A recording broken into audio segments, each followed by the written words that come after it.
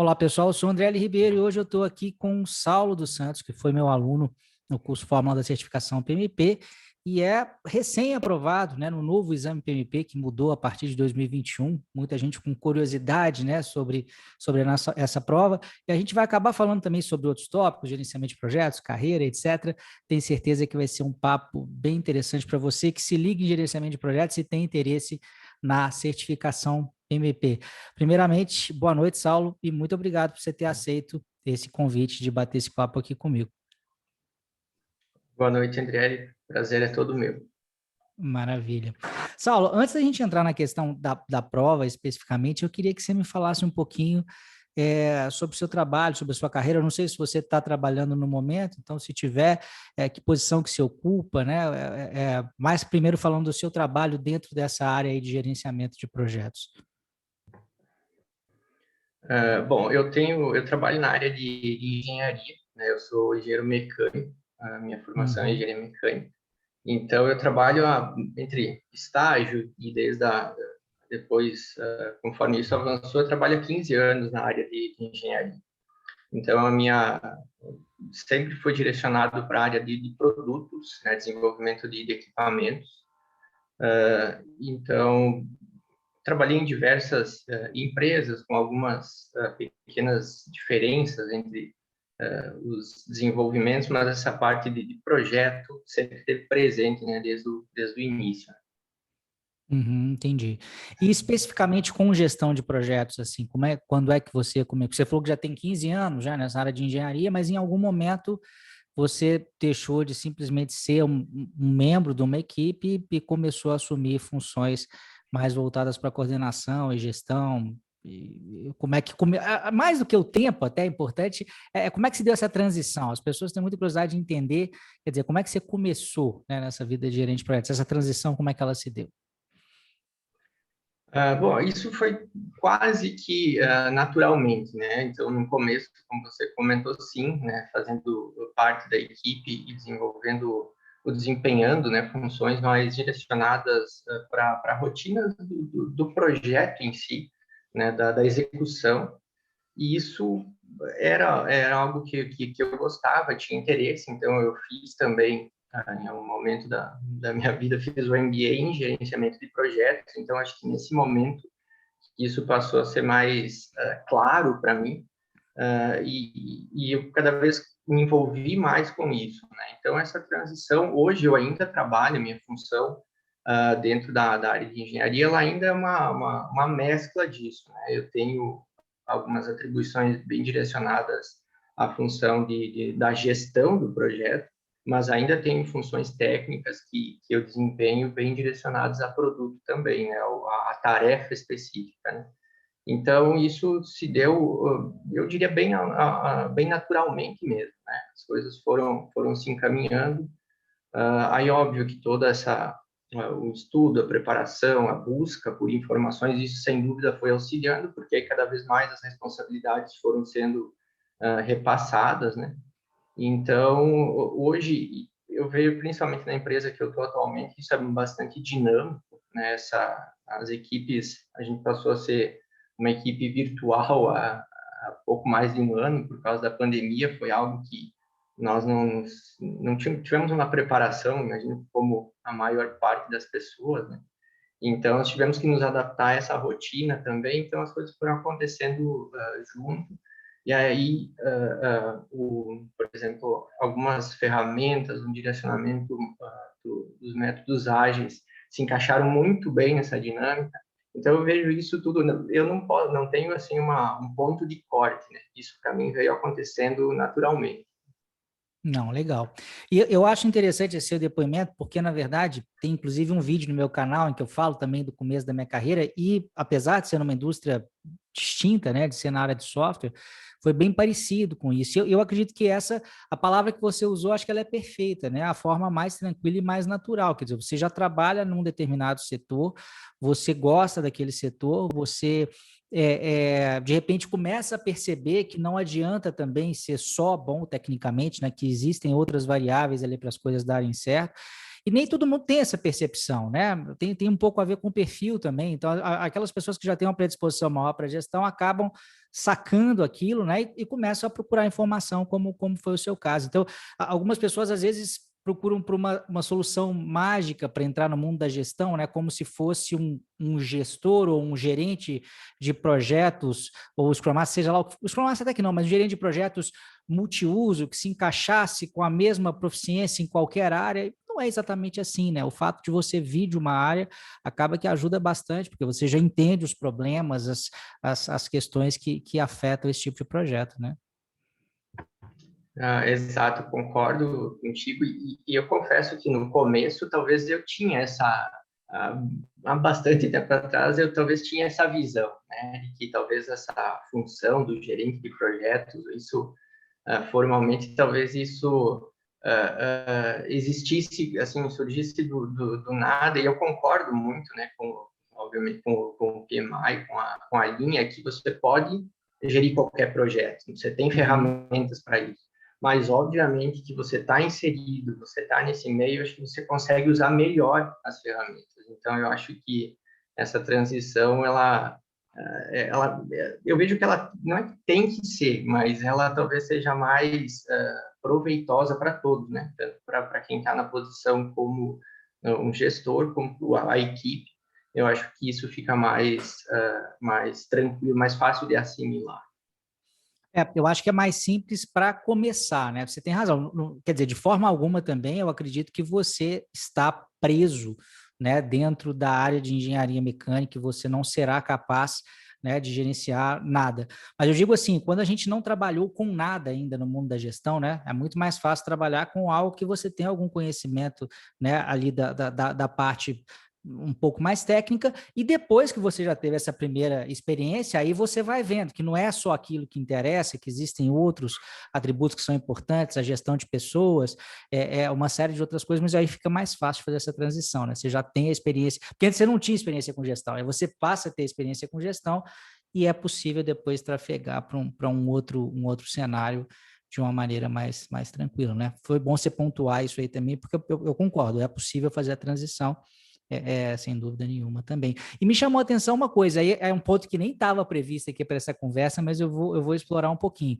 Você trabalha na área de engenharia, na parte de equipamentos, e mencionou os métodos ágeis. Os métodos ágeis, eles, né, fazem parte do exame hoje, pelo menos metade do exame, diz respeito a essa abordagem de gestão, mas não é muito comum a gente ver dentro da engenharia de equipamentos isso sendo utilizado com tanta frequência. Não que isso não se aplique, até porque você, né, conseguiu aplicar. Eu queria que você me falasse um pouquinho de uma ou outra prática, outra experiência, o que você já conseguiu aplicar aí, né, dessa gestão mais ágil dentro da sua área.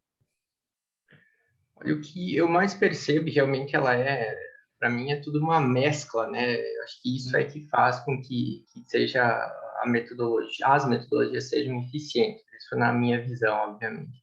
Então, dos métodos ágeis, eu acredito que principalmente por essa transição para o home office que aconteceu, por esse afastamento físico, né, das equipes, uma das coisas que eu mais percebo que a gente está trabalhando, ainda talvez não esteja na essência, né, mas estamos tendendo a olhar muito para um backlog. Talvez nós não tenhamos as funções todas definidas, os papéis, né, do PO, mas a forma de olhar para a entrega, né, numa priorização em que a equipe consegue olhar para aquilo e trazer para o dia a dia para fazer uma entrega, né, o que talvez varia para nós é a questão da sprint. Nós não temos esse período totalmente definido, mas a forma de elencar, né, como um backlog é algo que hoje a gente está tentando e está funcionando muito de uma forma bem eficiente, assim, o resultado é bem positivo.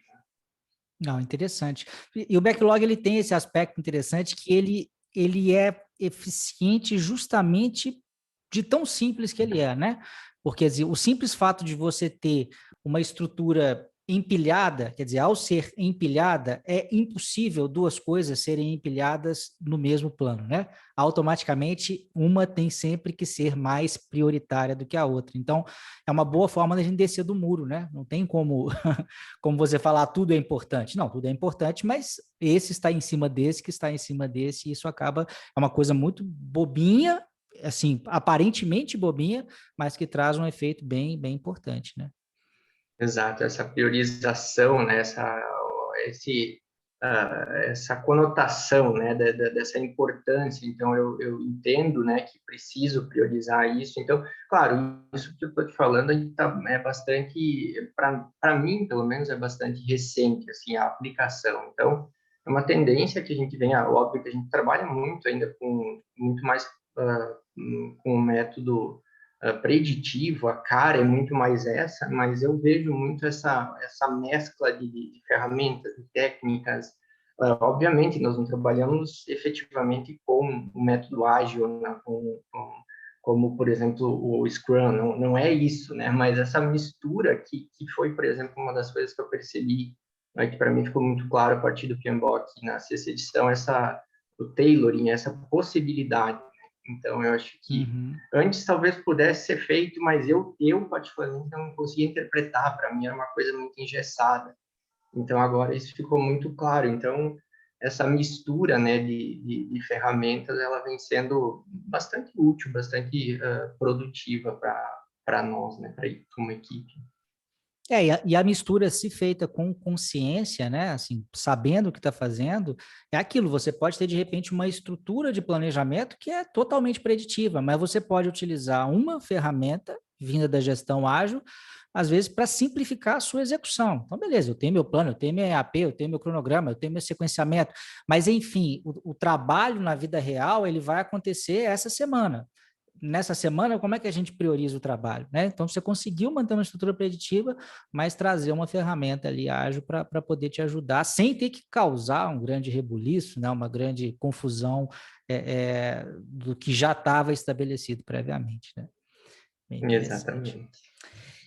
Bom, eu queria que a gente já teve uma boa ideia do mercado, do cenário que você trabalha, e como é que surgiu o desejo, né, de se certificar? Por que você achou que isso era algo importante para você? O desejo, na realidade, ele sempre existiu desde o período em que eu fiz o MBA em gerenciamento de projetos. Acho que a partir daí foi o momento, assim, aquele clique de que a certificação seria algo bastante relevante, né, porque era algo que eu gostei daquela dinâmica, imaginei que aquilo seria a parte de gestão de projetos seria algo que eu gostaria de seguir como carreira, né? Mesmo que isso venha sendo uma transição né, em alguns períodos. E a certificação sempre foi, talvez, o alvo, né? Depois do MBA, a certificação seria para coroar isso, né? Acho que daria um corpo, né, para o MBA e para o dia a dia. Então, eu sempre vi a certificação dessa forma. Mas acabei por vários motivos assim postergando isso, né? Então acabei em alguns momentos não priorizando por questões pessoais, então isso foi ficando para trás, mas sempre naquela, poxa, a certificação ela poderia agregar. Então nesse ano, principalmente quando a gente passou a trabalhar no home office, eu coloquei isso como uma meta, né? Vou dedicar um tempo e vou efetivamente tentar, né, buscar a certificação. Então, acho que quando iniciou foi nisso, né? Quando eu tive esse contato mais claro com a gestão de projetos, mesmo que naquele período na questão teórico, né, por ser no curso.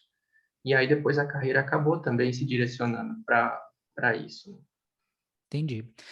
Você citou uma história até parecida com a história de uma outra colega sua na nossa turma lá também, que é a Annelise. Eu tive conversando com ela na última segunda-feira. Ela mencionou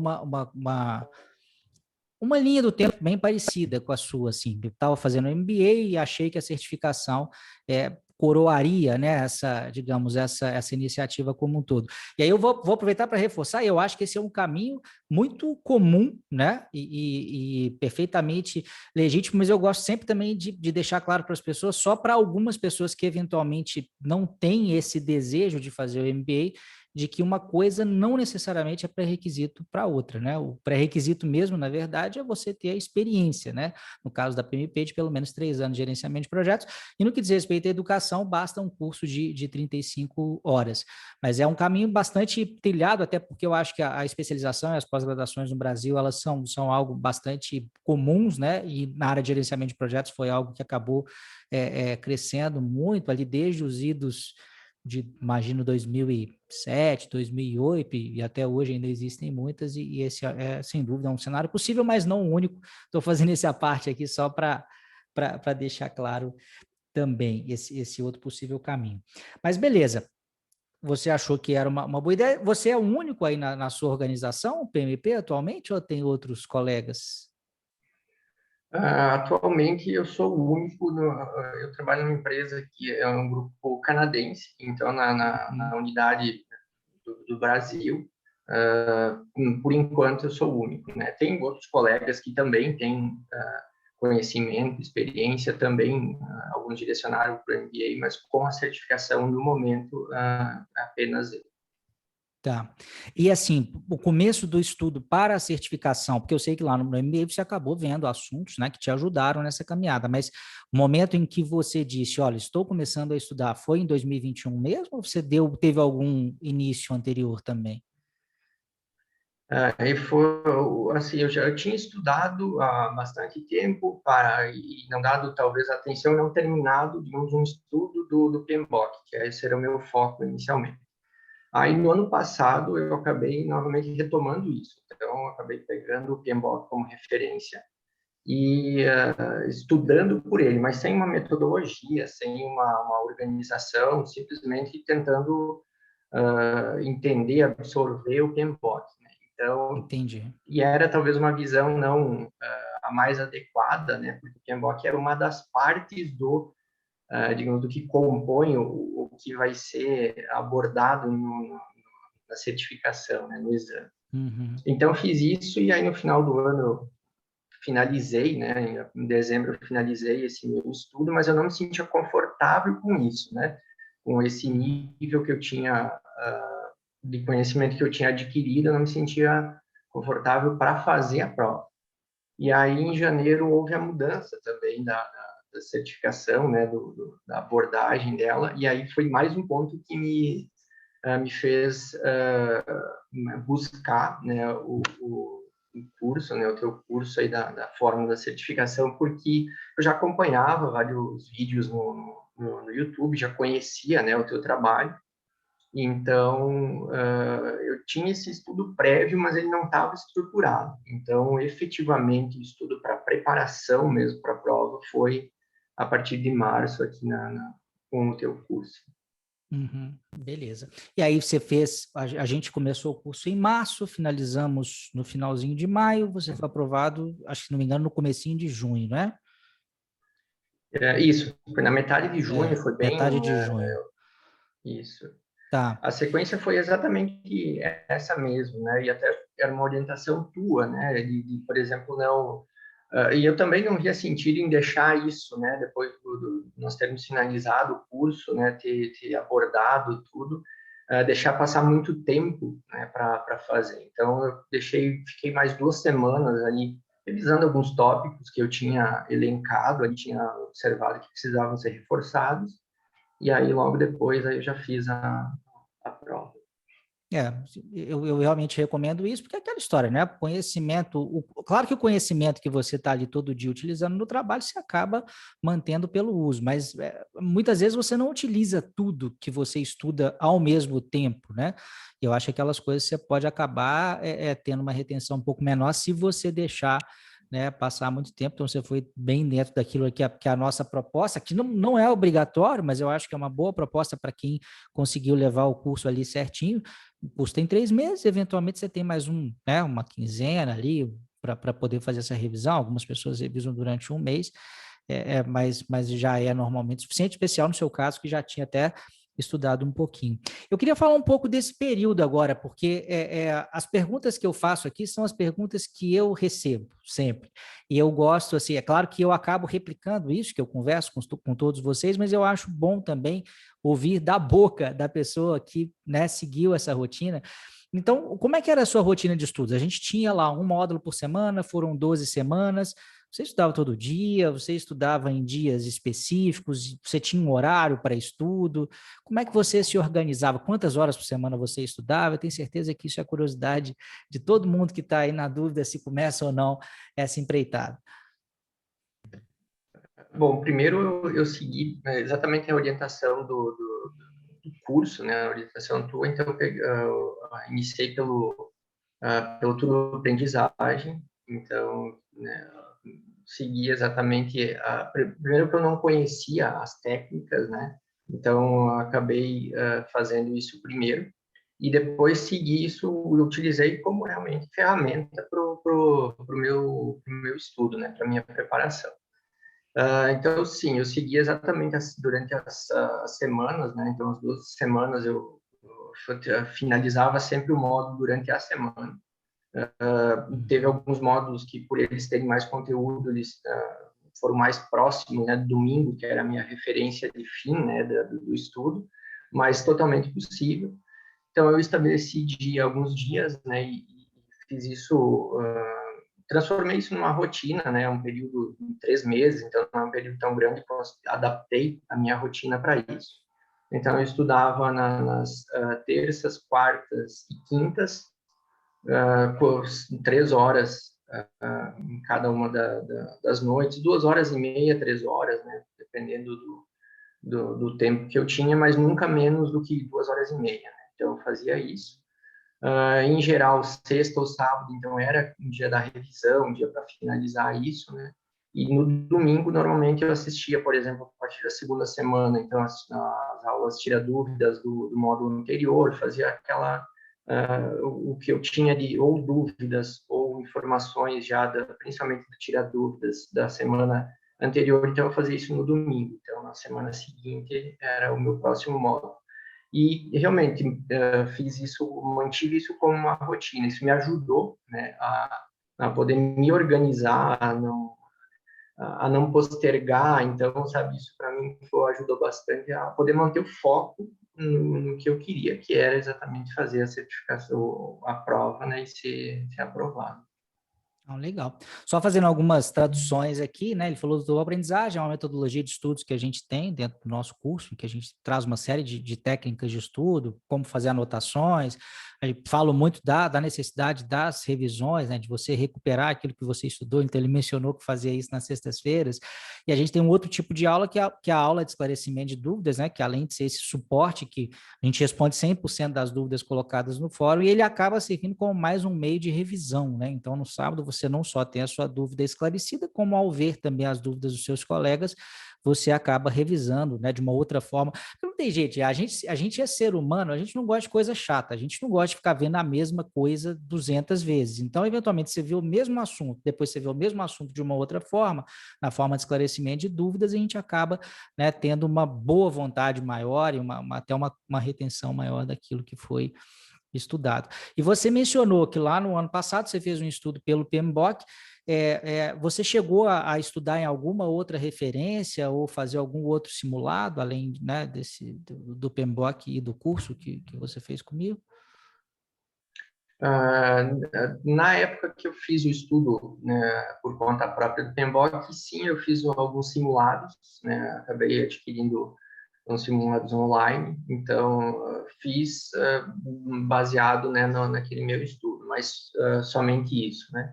Então, claro, aquela primeira parte, o primeiro estudo, digamos, que eu fiz, claro, ele foi útil, obviamente, mas ele não era estruturado, então isso também dificultava e era focado só no PMBOK, que eu acho que é a diferença grande também do teu curso, né, que você aborda de forma mais abrangente. O PMBOK é uma referência muito grande, ele é o norte, né, mas tem muitos outros ou documentos ou experiências, vivências que você traz durante o curso que sempre vão agregando, né? Então, foi isso, né? Foi aquele estudo com alguns simulados, um período ali. E depois, aí, quando eu passei a fazer o teu curso, aí somente o curso, né? Eu acabei não pensei, né, na possibilidade de adquirir os simulados, mas acabei, depois da segunda semana, achando que não tinha necessidade, né, que o que você disponibilizava já cobria, né, o que eu imaginava que era necessário, né, ser abordado, então acabei ficando realmente só com o teu curso. Uhum, entendi. Maravilha. Beleza. Passamos pelo processo de estudo, chegou então o bendito dia da prova. Você chegou na hora da prova, é, qual foi o seu sentimento, assim? Foi um sentimento de, nossa, estou num ambiente diferente, ou sei lá, estou mais ou menos acostumado com essas questões, tá muito difícil, estou assustado, estou achando que eu vou tomar bomba, estou achando que eu vou passar, estou confiante. Como é que foi esse seu sentimento, assim, ao longo das quase 4 horas lá? Olha, a sensação foi bem, até de certa forma confortável, porque realmente a dinâmica com que a prova ela acontece, ela é muito semelhante ao que a gente vê, por exemplo, durante o curso e principalmente dos simulados do curso, a cara, né, do que nós, Uhum. então assim, não foi uma surpresa, né, tudo que foi abordado no curso, tanto em termos de como seria questionado, então absolutamente não foi uma surpresa, né? Assim, a prova em si, para mim, um ponto que acho que é interessante destacar, e até depois eu vi em alguns outros feedbacks, é a questão do tempo, né? Uhum. Eu consumi mais tempo na prova do que eu consumia nos simulados, né? Então, para mim, foi bem no limite. O tempo foi suficiente, não deixei de responder nenhuma questão, mas eu achei que eu teria um pouco mais de folga né, do que eu tive, né? Eu terminei em cima da hora, ali faltando 3 minutos, aproximadamente isso, né? Mas, óbvio, isso é algo pessoal, né? Então, talvez eu Uhum. demorei mais para ler. Tem também a questão por ser a prova, efetivamente, então a atenção que eu pelo menos despendi na questão talvez foi um pouco maior, mas totalmente possível, né? Mas assim a minha única preocupação ao longo de toda a prova foi esse, né? A questão do tempo, né? Então eu tive que controlar bastante durante os intervalos, principalmente se estava de acordo ou não, para não Uhum. extrapolar o tempo. É, também é um aspecto relativamente comum esse. Então, assim, não foi só com você, não. Isso tem acontecido também com outras pessoas. É, bom, eu queria, vamos supor que tivesse, né, um colega seu, né, desses que também estão ligados aí nesse assunto de gerenciamento de projetos, se porventura eles é, te pedissem um conselho, se assim, Saulo, eu preciso de um conselho para começar a estudar, qual que seria uma dica importante que você daria nesse processo de estudos aí? Olha, eu posso, né, o conselho seria sim buscar orientação, né, buscar um auxílio para isso, porque assim a prova ela é denso o conteúdo, né, tem muito conteúdo a ser abordado, né, na prova. Tem essa questão do período, tempo que você tem para responder as questões. Então, você tem que estar muito bem preparado para que a prova não seja realmente uma surpresa, não seja algo que possa, né, você faça a prova e talvez não seja aprovado na primeira vez. Então, a minha orientação, meu conselho seria buscar o curso, e sem dúvida eu posso falar do teu curso como um conselho para as pessoas, exatamente porque eu fiz, para mim foi muito útil, né, a todas as ferramentas que foram disponibilizadas, e obviamente o curso em si, a essência do curso. Então, eu acho que, né, para mim, quando eu estudei por conta própria, eu não me sentia confortável em fazer a prova. Então, é a minha Uhum. percepção. Então, por isso que um conselho que eu poderia dar é isso, é você poder buscar um curso, e o que o curso eu posso afirmar que ele auxilia absurdamente, né? Isso por experiência. E aí, aqui outro ponto importante do teu curso também, que é esse direcionamento que você faz logo no início, para que você estabeleça essa rotina de estudos. Não é que não pode, mas se você deixar algo meio sem ter se estabelecer os horários, estabelecer essas metas, isso fica, como o conteúdo é relativamente, ele é extenso, então se você for postergando, a probabilidade de você não seguir, desistir. Então, eu acho que o curso ele é completo por isso, né? Você aborda toda a parte da gestão e a preparação especificamente para a certificação, mas você disponibiliza também essas ferramentas em como se fazer isso, né? Como isso pode ser mais fácil para que você atinja o objetivo. Então, o conselho eu acho que seria esse. Uhum. Até porque a vida não para, né? Para a gente estudar, por exemplo, PMP. Acho que a grande questão que a galera não sabe é isso: a vida não para, ela continua. O trabalho continua acontecendo, os pepinos no trabalho continuam acontecendo, o seu chuveiro continua estragando eventualmente na sua casa, né? Então, se você não reservar de uma forma deliberada ali um tempinho e não fizer disso uma rotina, realmente fica muito difícil. Mas beleza, Saulo, queria mais uma vez, então, te agradecer em nome de todo mundo que vai assistir esse vídeo. Tenho certeza que várias pessoas irão assisti-lo, a sua disponibilidade aqui, e é o que eu falei também com outras pessoas. Eu tenho certeza absoluta que pelo menos uma pessoa, mas provavelmente mais de uma pessoa, assistirão esse vídeo e provavelmente se certificarão, de certa forma, por terem se inspirado aí em alguma dica, em alguma parte da sua história. Então, obrigado aí por esse tempo disponibilizado aí para a nossa comunidade. Eu que agradeço, André, pelo convite, né? E se isso de alguma forma auxiliar alguém, eu fico muito feliz, né? Então, né, também gostaria de te agradecer, né, pela ajuda, né, efetivamente pelo curso, né, de qualidade que você disponibiliza, que como não tenho a menor dúvida que isso foi fundamental também, né, para que eu conseguisse a certificação. Legal. Parabéns mais uma vez. Um grande abraço. Muito obrigado.